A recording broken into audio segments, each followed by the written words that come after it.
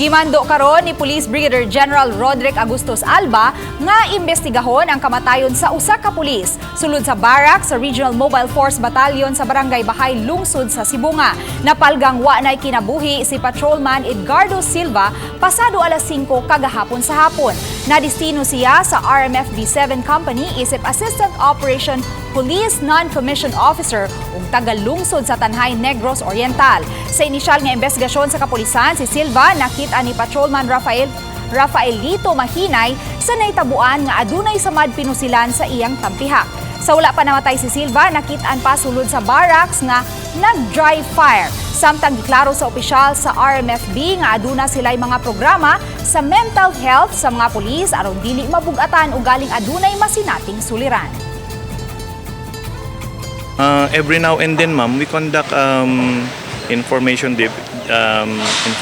dissemination to check their morals.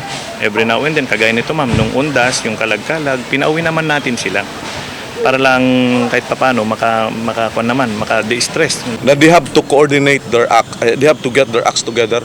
Let's be objective, no? Kung ano man yung ano talaga nangyari, imbestigahan. But right now we cannot speculate